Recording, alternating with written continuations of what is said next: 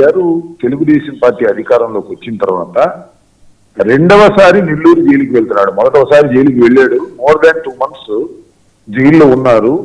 Legal గా batting జరిగింది, bail వచ్చింది, బయటకు వచ్చారు. మళ్ళా ఒక అక్రమమైనటువంటి కేసు పెట్టారు.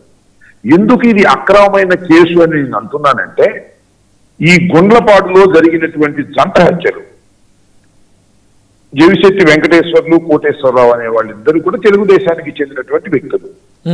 తెలుగుదేశంలో ఉన్నటువంటి 2 ముఠాలకు సంబంధించినటువంటి గొడవలో వీళ్ళు హత్య గావించబడ్డారు. అవతల చంపిన వాళ్ళు కూడా తెలుగుదేశం పార్టీ వారే అనేది లోకల్ గా అందరికీ తెలుసు. దానితో పాటు ఇంకొక విషయాన్ని కూడా ఇక్కడ నేను ప్రస్తావిస్తాను. అదేమిటంటే, హత్య జరిగిన రోజునే పలనాడు ఎస్పీ హత్యా ప్రాంతానికి వెళ్ళి అక్కడ ఒక ప్రకటన చేశాడు. ఆ ప్రకటన ఏమిటంటే, 2 వర్గాలు తెలుగుదేశం మధ్యన 2 వర్గాలు మధ్యన జరిగిన ఘర్షణ ఫలితమే ఈ హత్యలు అని చెప్పాడు. అంతే తప్ప వైఎస్ఆర్సీపీ వాళ్ళు, పరాయి పార్టీ వాళ్ళు ఈ హత్య చేశారని ఆయన చెప్పాల. First information is that.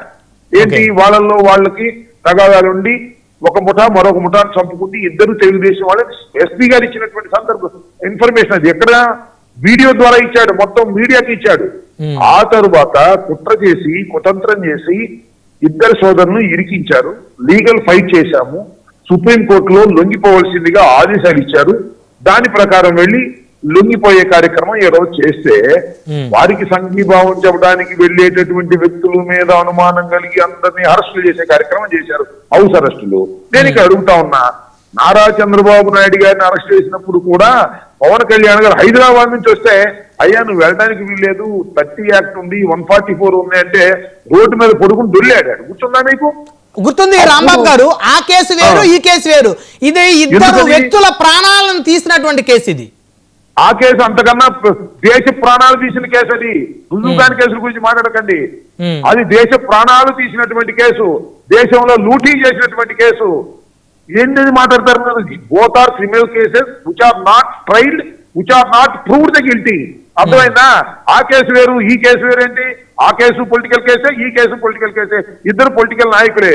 ఏ నేరము రుజువు కాలేదు. For your kind information, remand కు తరలించడం జరిగింది. ఆ కేసు వేరే అయితే, అది చంద్రబాబు నాయుడు గారి కేసు అయితే వేరే అయిద్దా? ఇది పిన్నెల రామకృష్ణారెడ్డి గారి కేసు అయితే ఇది వేరే అయిద్దా? నాకు తెలియగలుగుతాను. ఈవెన్ చంద్రబాబు నాయుడు గారు కూడా 53 రోజులు జైల్లో ఉన్నాడు.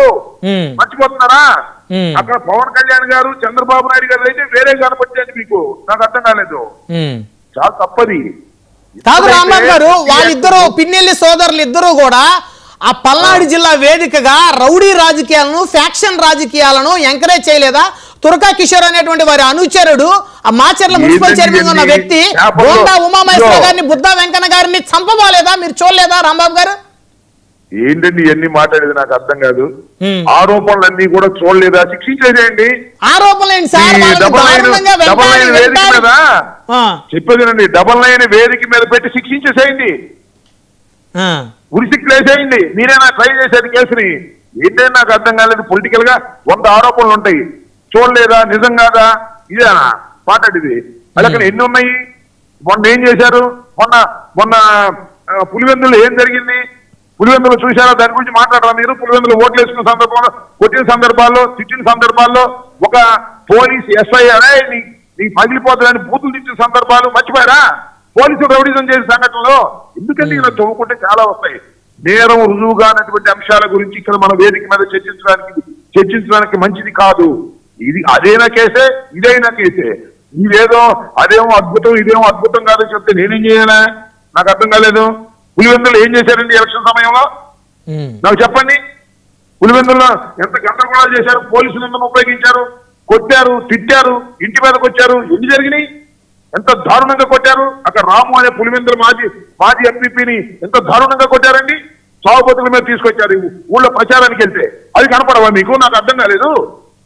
Not at all correct. ఏదో పిన్నెల రామకృష్ణారెడ్డి వాళ్ళు అరాచకాలు, దౌర్జన్యాలు, మర్డర్లు ఇవన్నీ ప్రూవ్ అయిపోయినట్టుగా మాట్లాడితే నేనేం చెప్పాలా?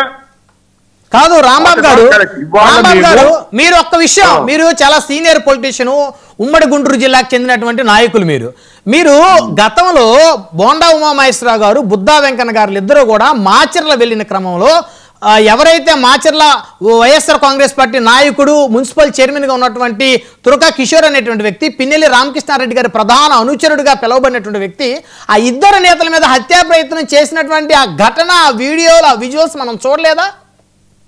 ఏమండి బ్రహ్మనాయుడు గారు, ఆ తురకా కిషోర్ మీద కేసు ఉంది, అది విచారణలో ఉంది, రుజువు కాలేదు, చూడలేదా, చూశారా? ఏ చంద్రబాబు నాయుడు పత్తిత్తని చెబుతారా మీరేమన్నా? ఆయన డబ్బులు కాజేయలేదని చెబుతారా? ఎన్ని రుజువులు కానిటువంటి అంశాల గురించి మాట్లాడితే సరిపోతుందా? నేను ఇందాక కూడా చెప్పా, పులివెందుల సంఘటన చెప్పా. పులివెందుల్లో దారుణంగా రాము అని అతను కొట్టారు, మర్చిపోయారా? విజువల్ చూడలేదా మీరు? ఏంటండి ఇది? Not at all correct. మీరు ఇక్కడ సబ్జెక్ట్ ఏంటి? ఇవాళ సబ్జెక్టు పిన్నెల రామకృష్ణారెడ్డి అతని సోదరుడు కోర్టులో హాజరవుతున్న సందర్భంలో అనేక మంది నాయకుల్ని జిల్లా వ్యాప్తంగా పక్క జిల్లాలో కూడా నిర్బంధించారు, హౌస్ అరెస్ట్ చేశారు. ఇది పద్ధతి కాదా? పద్ధతి కాదు అని నేను అంటున్నాను. పద్ధతి అయితే చంద్రబాబు నాయుడు గారిని అరెస్ట్ చేసినప్పుడు, జైల్లో పెట్టినప్పుడు పవన్ కళ్యాణ్ గారు వెళ్తుంటే ఆయనకు నోటీస్ ఇస్తే ఆయన రోడ్డు మీద పడుకుని ఇంత గందరగోళం చేశాడు కదా, అప్పుడు అది న్యాయము, ఇప్పుడు ఇది న్యాయమా అని నేను అడుగుతున్నాను. రాంబాబు గారు, మీరు ఒక సీనియర్ అడ్వకేట్, మీరు ఒక మాజీ మంత్రి కన్నా కూడా ముందు, ఒక ఎమ్మెల్యే కన్నా కూడా ముందు ఒక సీనియర్ అడ్వకేట్. మీరు సుప్రీం కోర్టు ఇచ్చినటువంటి తీర్పుని, కోర్టుల్ని మీ గౌరవం లేదా? రుజువు కానిటువంటి నేరాలని మీరు ఆపోదించటం, అనుమానంలో ఉన్నటువంటి వాటిని ఆపాదించి నిలదీయటం అనేది ఏ టీవీ ఛానల్ కి మంచిది కాదు అని చెప్పదలుచుకున్నా. ఇప్పుడు నిర్బంధం చేశారన్నారు, నిర్బంధం చేయకపోతే మీరు ఏం చేసేవాళ్ళు? వీళ్ళిద్దరిని కూడా ఎవరు, మన గుళ్ళపాడులో జరిగినటువంటి జవిశెట్టి వెంకటేశ్వర్లు, కోటేశ్వరరావులను కూడా పిన్నెల రామకృష్ణారెడ్డి ఆయన సోదరుడు చంపేశారని చెప్పారు మీరు? నా మాట నేను చెప్పను. చంపేస్తారని నేను ఎందుకు చెప్తా?